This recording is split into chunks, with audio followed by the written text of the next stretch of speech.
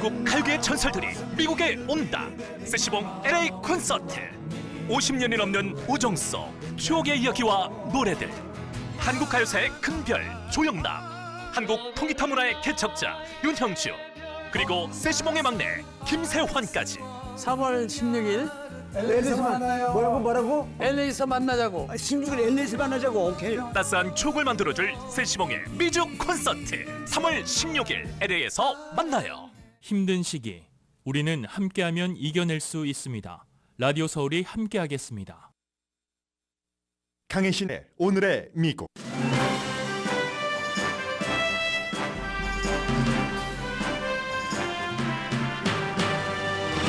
AT&T 휴대폰 서비스가 미 전역과 캐나다에서 오늘 새벽부터 전혀 안 되거나 불안정합니다. 로스앤젤레스와 뉴욕, 애틀란타를 포함한 지역에서 전화, 텍스트, 인터넷 서비스가 안 되고 일부 지역에서는 911도 불통입니다.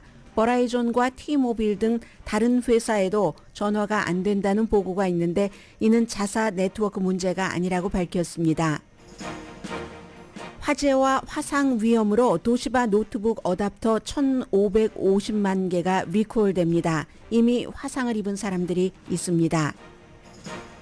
냉동 배아는 사람이고 어린이다라는 엘라바마 대법원의 판결로 병원과 개인, 정치 등 모든 분야에서 새로운 생식의학 전쟁이 시작됐습니다. 엘라바마 대학병원은 체외 인공수정 의료 과정을 일단 중단했는데 사고로 냉동배아를 잘못 다루면 형사처벌 받을 수 있기 때문입니다. 니키 헤일리 후보는 배아는 어린이라고 발언한 뒤 한 발 물러나긴 했습니다. 대부분의 미국 유권자들은 바이든과 트럼프 모두 정신적으로 재선 대통령이 되기에 부적합하다고 생각합니다. 퀴니피악 여론조사 결과 바이든이 부적합하다는 사람은 64%, 트럼프가 부적합하다는 사람은 51%였습니다. 트럼프 전 대통령은 사업 사기 벌금 3억 5,500만 달러 집행을 연기해달라는 요청을 했습니다. 바이든 대통령의 동생 제임스 바이든이 바이든 탄핵을 추진하는 공화당 하원 청문회에 출석했습니다. 청문회가 끝난 뒤 그는 서커스 쇼에 텐트를 접고 바이든 탄핵 시도를 중단하라고 촉구했습니다. 인공지능의 필수적인 칩을 제조하는 엔비디아가 기록적인 4분기 실적 발표 이후 장외 거래부터 오르기 시작해서 주식값은 현재 어제보다 약 14%에서 15% 상승을 오르내리고 있습니다.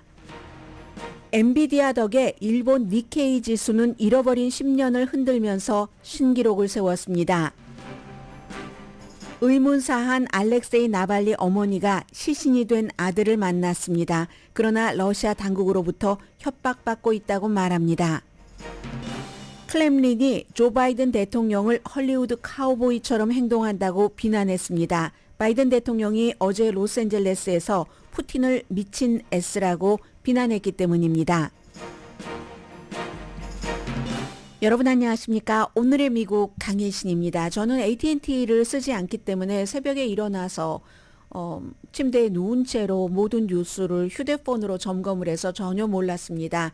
회사에 와서 이제 뉴스를 시작할 때 텔레비전을 보면서 AT&T가 로스앤젤레스 시간으로는 새벽 1시부터 전혀 되지 않았고 동부 시간으로는 새벽 4시부터인 거죠. 지금도 좀 전에 확인을 했더니 AT&T는 4분의 3은 복원이 됐지만 아직도 지역에 따라서 전화만 불통되는 게 아니라 인터넷도 안 되고 심지어 911도 안 되는 지역이 있다는 것을 발표를 하고 있습니다.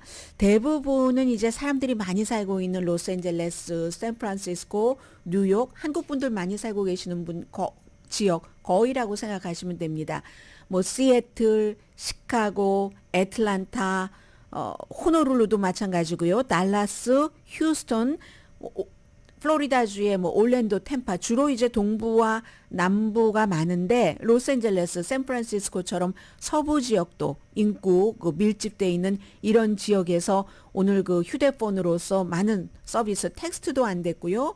전화 물론이고 서비스 안 된다는 신호 나타났다고 하는데 그래서 이제 뭐 이런 일이 있고 나니까 또 유선 서비스가 있어야지 된다. 나이 드신 분들 이런 얘기들을 많이 하십니다.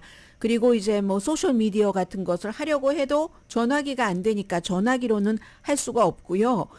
가족 플랜 같은 경우는 또 AT&T를 쓰고 계시는 분들은 다 똑같이 가족 플랜을 쓰기 때문에 이런 경우 참 난감한 생전 겪어보지 못한 일이기 때문에 이러한 일에도 대비를 해야지 되겠구나. 캘리포니아주처럼 언제나 뭐 예를 들어 지진의 위협이 있는 곳, 지진 위협 때문에 유선 라인이 있어야지 된다 했는데 한 5, 6년 전부터는 이제 나이 드신 분들도 아예 뭐 유선 쓰지 않는데 하고 끊어버리신 경우가 많거든요. 오늘 왜 이렇게 AT&T가 안 됐는가? 또 AT&T뿐만이 아니라 버라이존이나 T모빌도 전화가 안 된다는 신고를 많이 받았는데 버라이존이나 T모빌은 아마 이쪽은 문제가 없었는데 상대방 전화가 문제가 있기 때문에 안 된 것이 아닌가 그런 얘기를 하고요.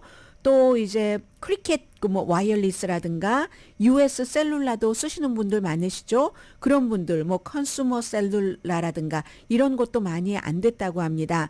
그래서 원인이 무엇인가 아직 원인은 알 수 없다고 하고요. 그리고 이제 이 휴대폰 서비스 같은 경우는 아마도 그 AT&T가 가장 비싼 그런 서비스 요금을 받는 회사에 속하는데 이게 무슨 일이냐 이제 이런 것들 이제 원인에 대해서는 구체적으로 나오겠죠.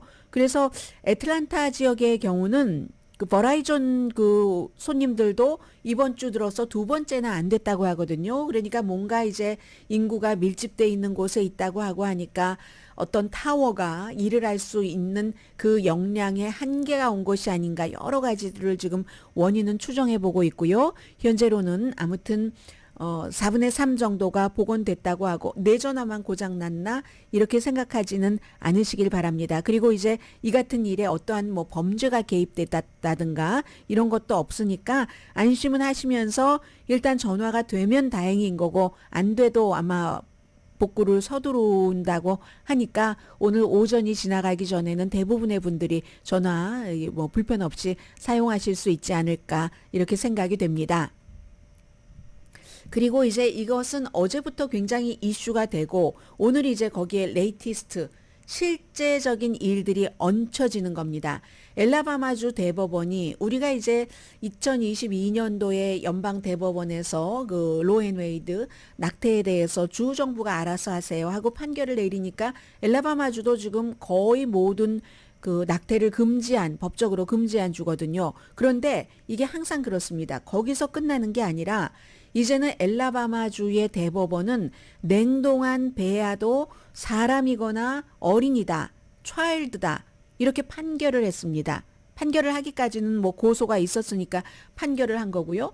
그렇게 되면 우선 일단 오늘 레이티스트 뉴스부터 보면은 엘라바마 대학교가 이 불임 부부들은 체외 수정, 체외 인공 수정으로 아이를 낳는 경우가 많은데 그런 경우에 이제 그 배아의 경우에 모든 배아를 다 쓰지는 않잖아요. 다 쓸 수도 없고 그렇기 때문에 이렇게 되는 경우 사람으로 한다면 이게 어떻게 되나 잘못 다뤘을 때 형사처벌을 받을 수 있는데 생식 분야에서 또다시 새로운 전쟁이 시작이 된 겁니다.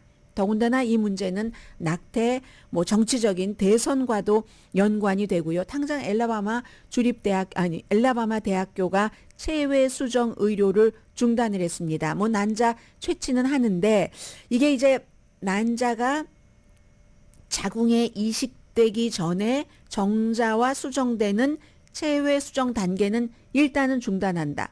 왜냐하면 뭐 잘못했을 때 뭔가가 실수로 잘못 다뤄서도 그렇고 하는 경우 징벌적 손해배상까지 될 수가 있잖아요. 그리고 배아가 어린이라고 하는데 그게 이제 수정이 잘못돼서 임산부가 유산이 되면 그럼 이게 또 의사 책임인가? 의사가 잘못돼서 지금까지는 예를 들어서 냉동실이 작동을 잘 안 했다. 이렇게 되는 경우는 의료 과실이고 어떠한 이제 그 뭔가 이제 손해배상을 한다던가 그랬는데 이건 완전히 냉동 배아가 사람이라고 하니까 어린이라고 하니까 의사가 거기에 완전히 면허를 걸어야지 되는 거잖아요. 그래서 이 과정을 일단은 중단을 했다고 합니다. 그리고 환자가 만약에 냉동 배아가 어린인데 그 어린이를 보관하는 돈을 지불할 수 없다던가 의도적으로 지불하지 않는다던가 하면 의사는 병원은 어떻게 해야지 되나요?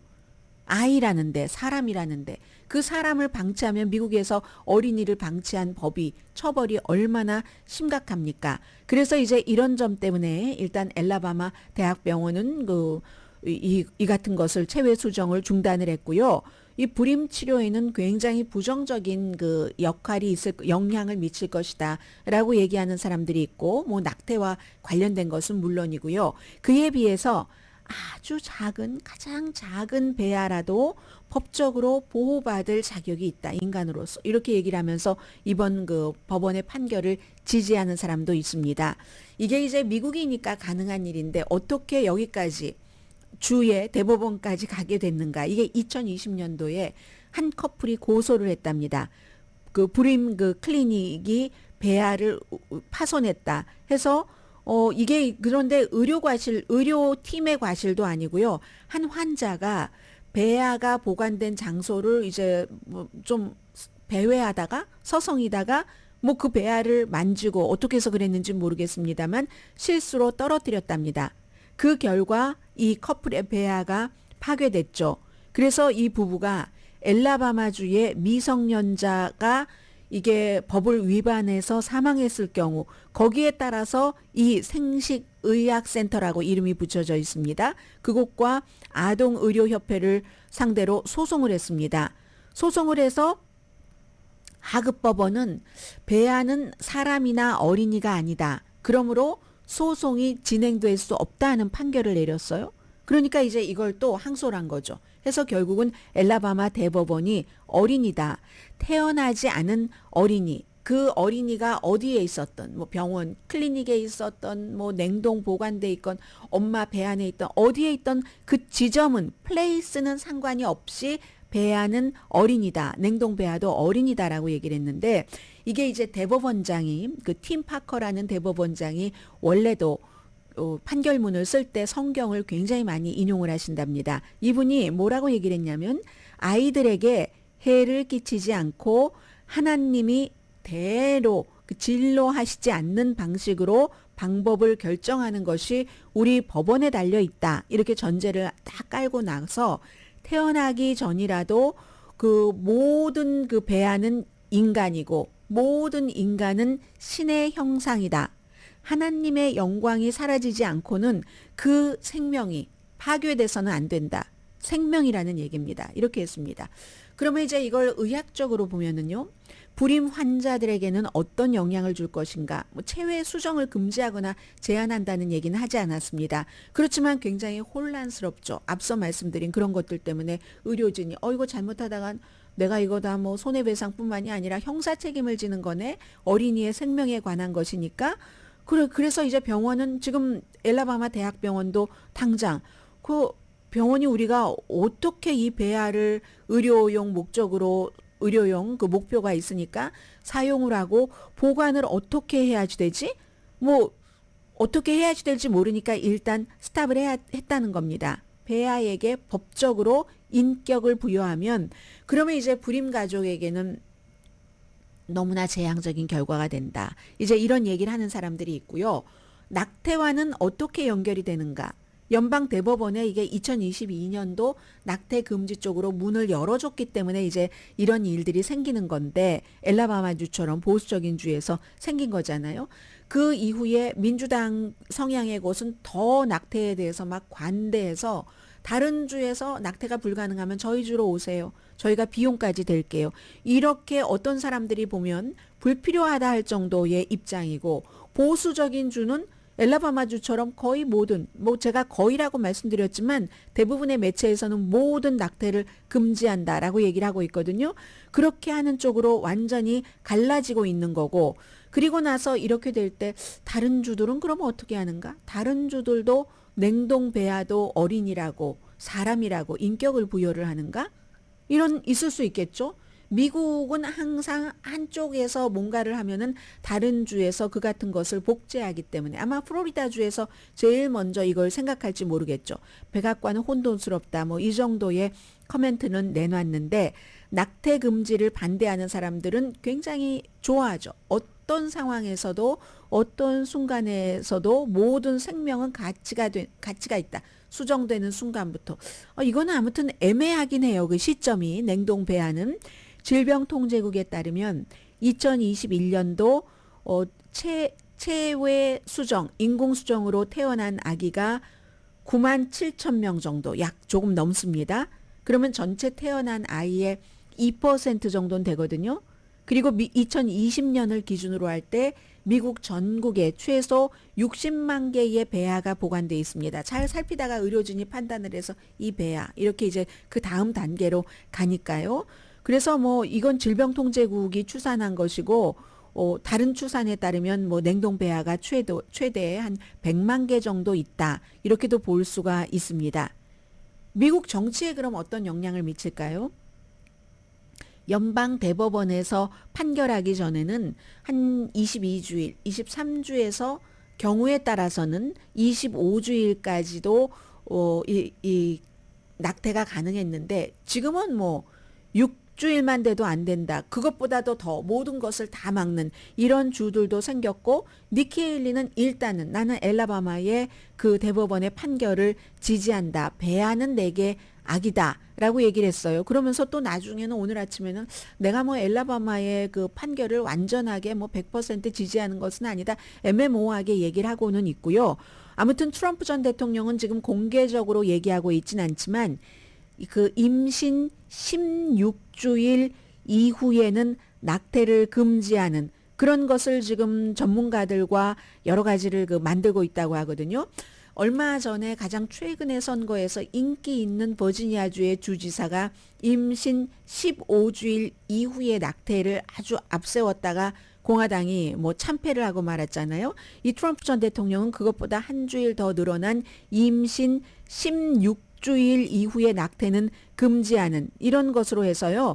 지금 미국 사람들 여론조사 오늘 나온 거 보면은 이코노미스트와 유가브가 여론조사한 결과 보면은 미국 사람들은요 48%가 임신 16주일 그 이후의 낙태는 전국적으로 국가적으로 이건 주가 아니라 국가적으로 금지하는 그런 안을 지지를 한답니다. 그러면 52%는 뭐 반대를 한다던가 다른 의견이잖아요.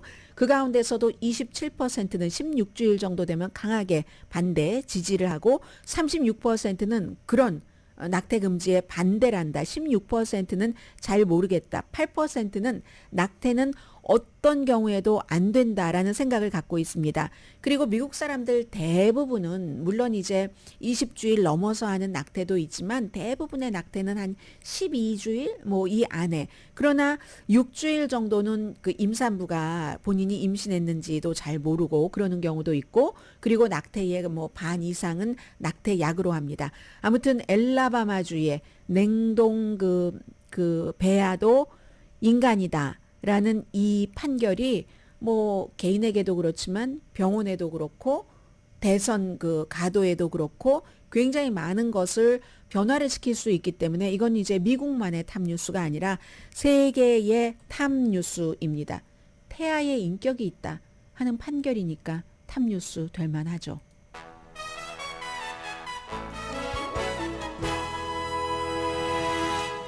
오늘의 미국은 전문가가 추천하는 이민법, 가정법 전문 재인정 종합법률사무소, 총 20억 달러 승소, 교통사고와 상해 전문 브라이언 타필라와 CG 변호사 그룹, 코지다운 갤럭시 이불은 잠이 솔솔 오게 하는 기능성 거위털 이불로 독일 회사와 함께 생산합니다. 코지다운 갤럭시 이불 공동 후원입니다.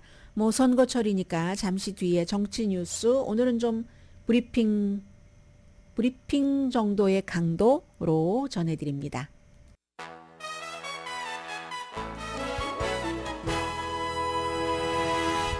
네, 라디오 하면 라디오 서울이지. 라디오 서울 방송 오늘의 미국 듣고 계십니다.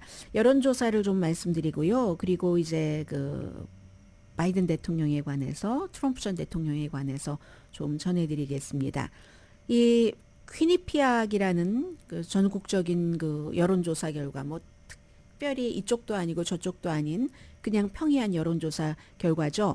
바이든과 트럼프 전 대통령 모두 재선 대통령이 되기에는 나이 때문에 부적합하다라고 생각을 한답니다. 정신적으로.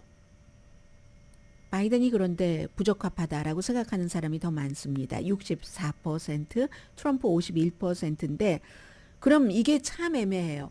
어제는 어느 것을 강조했냐면 한번 여론조사를 하면 여러 가지를 막 내니까 어제 오후에 보니까 퀴니피악 대학의 여론조사 결과 오후도 아니네요. 오전이네요. 바이든 대통령이 트럼프 전 대통령에 비해서 4% 앞서간다. 그런데 저는 그 내용을 보도하지 않았거든요. 왜냐하면 그게 어떤 특별한 경합주에서 조사한 것도 아니고 요즘 이제 대부분의 여론조사 결과는 트럼프 전 대통령이 앞서가는 것이 훨씬 많고 하기 때문에 말씀드리지 않았는데 그 같은 여론조사를 하면서 나온 것 꼼꼼하게 이제 그 여러 가지 조사를 했는데 보니까 그런 얘기가 그 4%포인트 차이나 앞섰다 하는 것이 나왔던 거고요. 그리고 그에 비해서 무슨 뭐 이코노미스트라든가 다른 여론조사 결과에서는 바이든 대통령이 트럼프 전 대통령에 비해서 훨씬 이제 뒤진다. 뭐 훨씬이라는 게 뭐 10% 이상 이 정도는 아니지만 그 정도 나오는 겁니다. 그런데 기본적으로는 이제 그 여론조사라는 것은 지금부터 한 250일 정도 남았죠?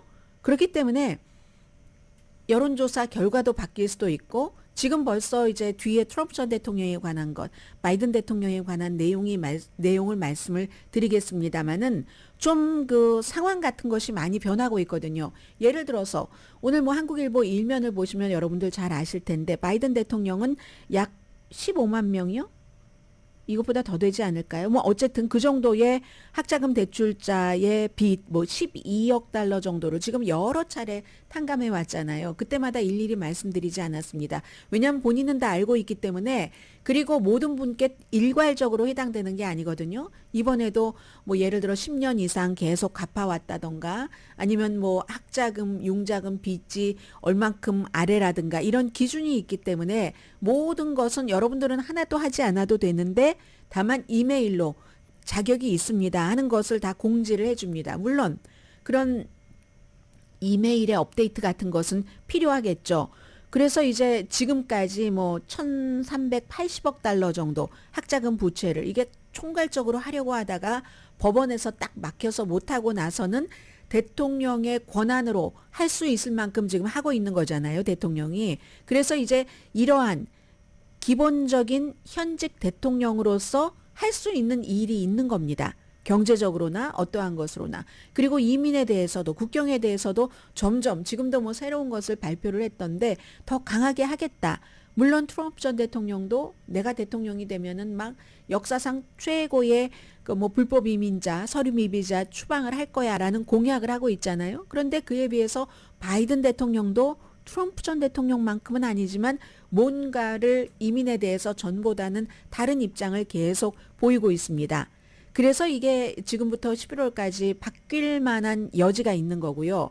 어제는 이제 바이든 대통령의 그 동생인 74세예요. 동생도 사업가인데 제임스 바이든이 연방 그 하원의 뭐 감시위원회, 사법위원회 그 소위원회에 청문회에 출석을 했는데 그 청문회가 형인 바이든 대통령 탄핵을 시키기 위한 청문회거든요.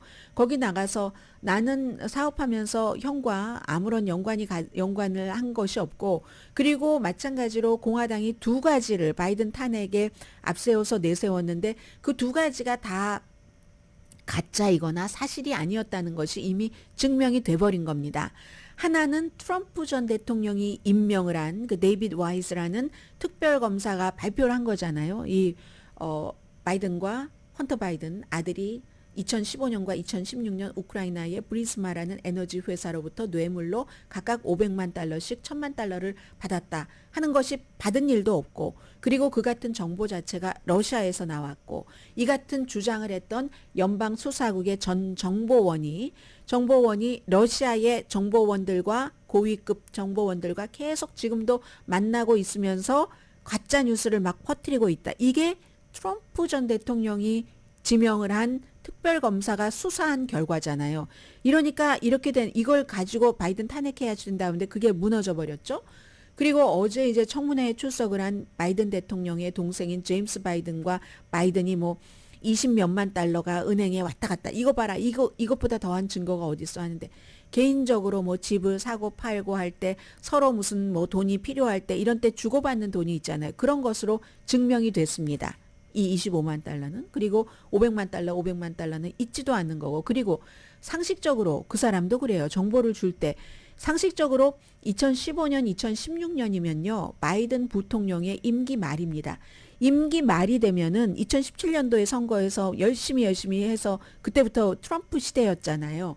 그러면 임기 말에 대통령도 네임덕인데 임기 말에 부통령과 부통령 아들에게 돈을 준다는 게 사실은 좀 그다지 그 신빙성 있지는 않는데 그런 두 가지 공화당에서 지금까지 정말 오랫동안 계속 얘기를 해왔었습니다. 저는 여러분들께 많이 말씀드리지 않았습니다. 왜냐하면 사실인 것이 확인되지 않았고 사실이 아닐 가능성이 더 많았기 때문에.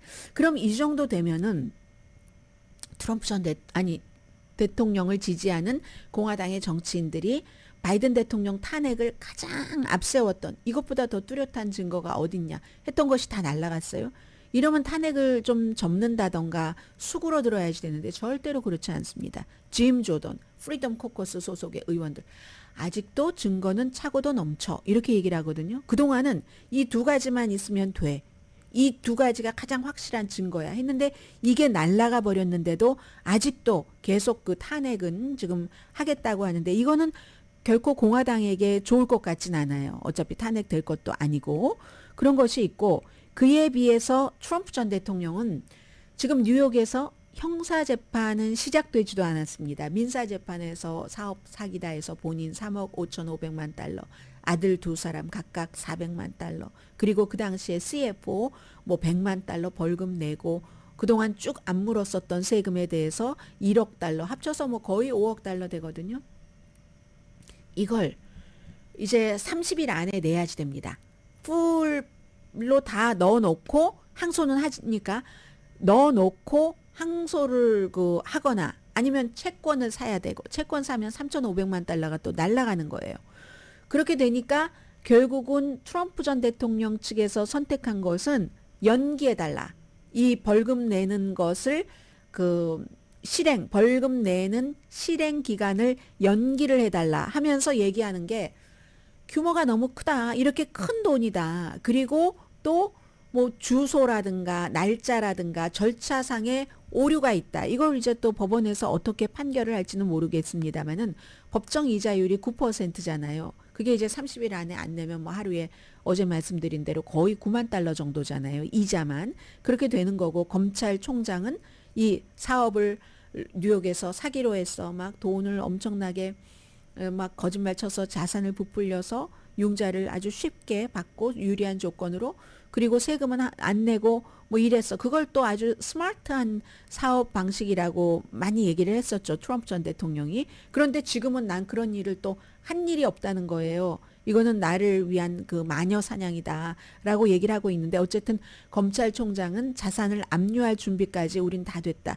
그런데 오늘 나온 얘기를 보니까 트럼프 캠페인 측에서 모금도 굉장히 많이 했잖아요. 그 모금한 돈보다 쓴 돈이 더 많답니다. 어디에 썼겠어요? 이게 다 물론 텔레비전 광고 이런 것도 있지만 법적 비용에도 많이 쓴 거죠. 그러니까 더 이제 말은 강해집니다. 강력한 불법 이민 단속을 하겠다. 그리고 낙태에 대해서는 강간, 근친상간, 산모의 생명위협 이런 뭐 여지는 뒀습니다. 그리고 그것을 제외하고는 16주일 이후에 그런 낙태는 금지한다 하는 것을 지금 구체적으로 이렇게 만들고 있다고 합니다.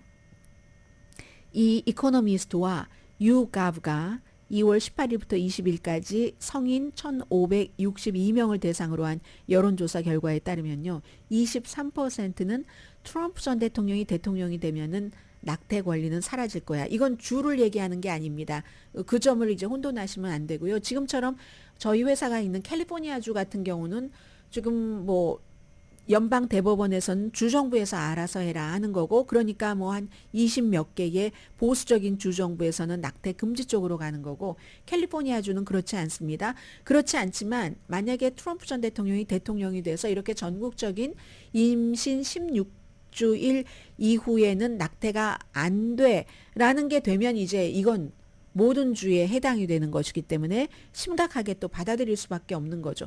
낙태라는 게 물론 아주 뭐 근본주의적인 무슨 뭐 복음주의 기독교인들 이런 분들 그리고 생명이 잉태됐으면 낳는 게 맞는 거죠. 원칙적으로. 그렇지만 뭐 원치 않는데 어떻게 해서 사람이 완벽하지 않으니까 이게 뭔가 피임이 잘못됐다던가 어떻게 해서 임신이 될 수 있는데 너무 가난해서 아이를 행복하게 키울 수 있는 자신이 없어요. 아니면 이건 너무너무 맨 마지막 정도의 이유가 될 테고 그리고 무슨 아이가 지금 열심히 공부를 해야지 되는데 그리고 낙태를 예외를 받을 정도는 아니지만 뭐 건강이라든가 여러 가지 있잖아요. 그리고 또 산모 자체도 산모가 아니라 임산부도 나는 아이를 낳아서 기를 준비가 안 돼 있어. 이럴 수도 있고 그 모든 경우가 예외가 안 된다는 겁니다. 그런 점에서 이제 이건 굉장히 중요하다는 건 말씀드리고요. 이번 주 토요일에 또 굉장히 뉴스가 활발할 겁니다. 트럼프 전 대통령이 CPAC 아주 그 보수적인 공화당의 정치행동위원회 매년 이제 어떤 그 컨퍼런스를 열잖아요. 지난 몇 년은 좀 미직지근했어요. 그 전에는 막 그 가보면 플로리다주에서 열릴 때 트럼프의 금동상도 있고 사람들 다 거기 가서 막 사진을 찍고 교주처럼 이렇게 하고 했었어요. 진짜로. 그러다가 조금 했는데 이번 주에는 사우스캐롤라이나주에서 트럼프 전 대통령이 예비선거 치러지는 날이 토요일이잖아요. 승리하겠죠. 승리하기 몇 시간 전에 스케줄이 CPAC에서 연설하는 것으로 잡혀 있습니다. 그래서 이제 뭐 JD 벤스라는 오하이오주의 뭐 상원 의원이라든가 아니면 뭐 앨리스 스테파닉 뉴욕의 하원 의원이라든가 이런 사람들 다 가고 짐 조던 같은 탄핵은 해야지 돼 하는 공화당의 하원의 오하이오죠. 그런 사람 스티브 배넌도 가네요. 수석 전략가 대통령 그 백악관에 있었을 때 그런 사람들도 가고 뭐 이렇게 해서 트럼프 전 대통령이 굉장히 주목받는 주일이 될 것 같고요. 그리고는 이제 트럼프 전 대통령이 그 로라 잉그램과의 인터뷰에서 제가 뭐 아직 기간이 많이 남았으니까 그냥 전략적으로 하는 말일 수도 있고 해서 말씀을 안 드렸는데 부통령 후보군에 대해서 이름을 언급을 했습니다. 팀 스캇 이 사람은 어제 트럼프 전 대통령 옆에서 같이 선거 캠페인 하던데 그러니까 더 이 사람 훌륭해라고 얘기하는데 부통령 후보감으로 그리고 앨리스 스테파닉은 얘기 안 했네요. 털시 게볼드 하와이에 살고 계신 분들 잘 아시겠죠? 예비선거에 전에 민주당으로 나왔다가 이상하게 토론할 때부터 민주당 같지가 않았어요. 그러더니 당적을 이제 민주당에서 탈당하고 바꾸고 지금은 이제 팍스에서 열심히 방송하고 있습니다. 털시 게볼드 전 연방 하원 의원 또 비벡 라마스와미, 론 디선티스 이런 사람들을 자신의 부통령 후보로 내가 지금 생각하고 있다 하는데 론 디선티스는 노 땡큐 하네요. 트럼프 전 대통령이 또 어떤 선거 부정선거에 대해서 말할 때 한 가지 케이스를 예로 들면서 너무 이건 심했다라고 얘기하면서 노 땡큐라고 얘기합니다. 니키 헤일리는 아직까지는 트럼프 전 대통령의 부통령 후보에 없습니다. 그러나 사우스캐롤라이나주 선거가 끝나고 미시건 끝나고 슈퍼 튜스데이 끝나고 나선 어떻게 바뀔지 알 수 없죠. 잠시 뒤에는 캘리포니아주에 본사가 있는 한 회사가 미국 S&P 500를 넘어서 나스닥을 넘어서 일본의 주식시장까지 살렸습니다. 세계가 지금 이렇게 인공지능 때문에 모든 게 연결되고 있다는 걸 뜻하죠. 잠시 뒤에 전해드립니다.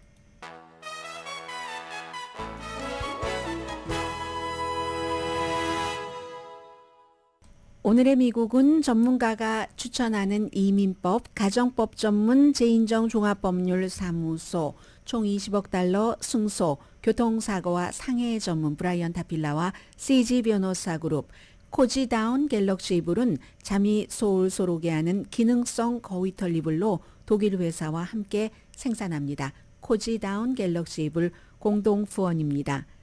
지구상에서 가장 중요한 주식은 엔비디아 이게 제 얘기가 아니라 골드만삭스의 그 트레이딩 데스크에서 한 얘기입니다. 세계에서 가장 가치 있는 칩 제조업체는 엔비디아.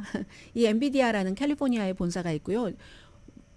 처음에 설립한 거는 한 30년 정도 됐던데요. 저도 나중에 다시 찾아보니까 지난해 4분기에 실적을 발표하고 나서 그때부터 이제 막 어제 주식시장 끝나고 나서 발표를 했는데 막 올라가기 시작하더니요. 장외 거래에서 막 6.5%이 정도까지도 올라가고 했거든요. 그래서 주식값은 현재 한번 볼까요?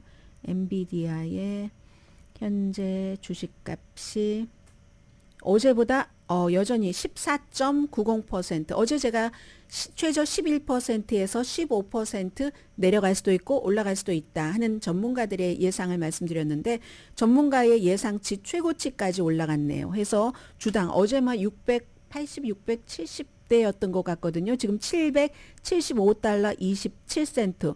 이 최근에 가장 높은 게 700 이거 최고인데요. 지금 775달러 27센트로 내려갔습니다. 그러니까 이제 지구상에서 가장 중요한 주식이라고 말하고 있는데 이 칩을 제조해서 이런 칩들이 지금 매그니피센트 7의 엔비디아를 빼고 뭐 테슬라니 뭐 알파벳이니 누구니 애플이니 뭐 다 오픈 AI니 다 이 회사의 칩이 지금 필요한 거잖아요. 그런데 이제 4분기에 총 매출이 221억 달러로 예상을 전문가들이 204억 달러 하겠지 하는데 예상보다 훨씬 많잖아요. 그리고 그 전에 지난해 3, 4분기보다는 22%, 1년 전보다는 매출이 265%가 올라갔고요. 순이익은 1년 전보다 770%가 증가했답니다. 그래서 123억 달러. 그리고 이번 분기도 1월, 2월, 3월도 아마 매출이 240억 달러. 4, 4분기에 221억 달러였으니까 240억 달러면 또 늘어날 것이라는 거잖아요. 지금 1월 28일까지 그때까지의 3개월의 매출을 이렇게 봐도 역시 굉장히 많이 증가했다는 그런 얘기가 됩니다. 그래서 이건 엔비디아가 결국은 전문가들의 추정치를 일단은 뛰어넘었으니까 해서 그 엔비디아의 그 CEO인 그 젠슨 황이 대만계잖아요. 대만에서 태어나서 뭐 미국에서 살다가 뭐 어떻게 하고 나중에 어머니 아버니가 합쳐지고 뭐 오레곤주에서 살다가 뭐 스탠포드 가서 공부하고 이런 이분이잖아요. 이분이 이제는 그 AI 이런 것들이 전환점에 도달했다. 티핑 포인트에 도달을 했다. 그래서 지금까지는 이걸 어디서 그렇게 많이 쓰겠어? 뭐 있으면 그런 기술이 있어도 그렇지. 이렇게 생각을 했는데 전 세계에서 기업, 그러니까 업계요. 또 국가, 뭐 수요가 너무 늘어나고 있다라고 얘기를 합니다. 그리고 또 새로운 칩도 나온다고 어제 얘기를 했어요. 지금이 뭐 예를 들어 저는 잘 모릅니다만 H100이라는 이런 칩인데 이게 이제 이용할 때까지 이용을 해서 새로 나오는 칩은 B100이라고 이름을 붙였답니다. 이걸 이렇게 나오면은 또다시 어느 정도 또 올라가지 않을까 뭐 이런 생각들을 하고 있는데 조심스럽게 얘기하는 분도 있어요. 그 얘기는 나중에 말씀을 드리고요. 또 노키아와 엔비디아가 통신 인프라를 개선할 수 있는 또 새로운 걸 개발한다고 파트너십을 맺었거든요. 그러니까 이 회사가 뭐 1조 5천억 달러 가치가 넘어서 구글도 제치고 아마존도 제치고 며칠 만에 세계 세 번째의 기업으로 올라갔잖아요. 마이크로소프트가 원이고 넘버원, 애플이 넘버2 기업입니다. 애플이 막 넘버1까지 가다가 마이크로소프트도 이제 인공지능 이런 것과 연관이 있으니까 이게 뒤집힌 거고요. 그래서 이제 거대한 기술 산업들이 이제 매그니피센트 7이 엔비디아 빼고 이 엔비디아의 아주 그 정교한 인공지능에 특히 필요하다는 그 같은 칩의 40%를 이제 지금 그쪽으로 나가는데 못 받아요. 제때 못 받으니까 뭐 인텔, 이 엔비디아 전에는 인텔이었죠. 인텔이나 아니면은 뭐 오픈 AI의 그 샘 알트만 같은 CEO가 우리도 뭐 이 칩을 개발하겠어 이렇게 나가고 있는 거잖아요. 그런데 그런 회사들뿐만이 아니라 점점 많은 산업이 이 AI, 인공지능 그 컴퓨터용 하드웨어에 많이 그 투자를 하기 시작한답니다. 자동차, 금융, 서비스, 또 의료 상상해 볼 수 있겠죠. 뭐 화장품도 마찬가지고요. 그래서 이게 이제 미국뿐만이 아니라 일본, 캐나다, 프랑스 국가별로도 이렇게 된다는 겁니다. 그런데 조금 조심스러울 수도 있다. 엔비디아는 새로운 것 만들어내고 우리가 또 이렇게 성장할 거야 라고 얘기하지만 경쟁이 심해지잖아요. 이제는 경쟁이 심해지기 때문에 이만큼을 또 기대할 수 있을까라는 생각은 하지만 그렇다고 내려갈 수는 없다. 당분간 그런 것들이 이제 가장 안전한 평가인 것이죠. 빅텍이 성장하는 게 뭐 여러 가지 경제적인 것도 있지만 인공지능 시스템에 대한 수요가 너무 늘어나기 때문에 이거 완전히 블록버스터예요. 그래서 엔비디아가 미국의 S&P나 뭐 새로운 기록도 했고요.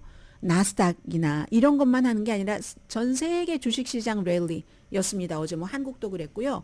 일본이 특히 엔비디아로 니케이 평균이 1989년 이후에 사상 최고치 39,000 넘었다고 하던데요. 어제 그 정도로 했거든요.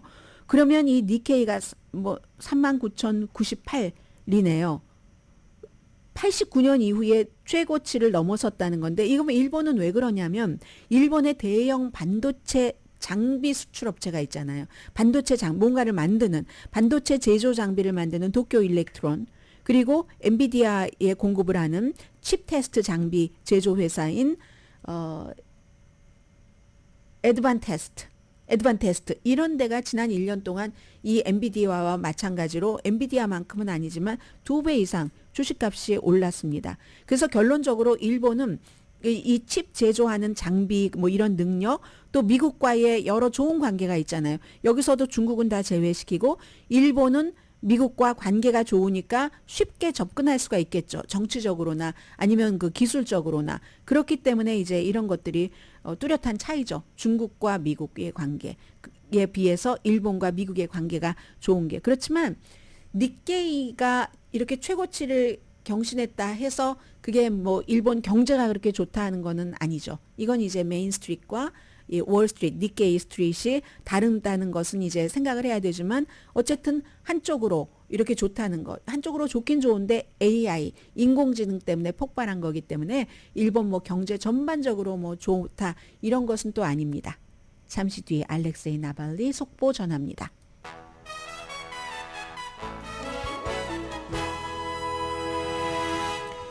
라디오 서울 방송 오늘의 미국 듣고 계십니다.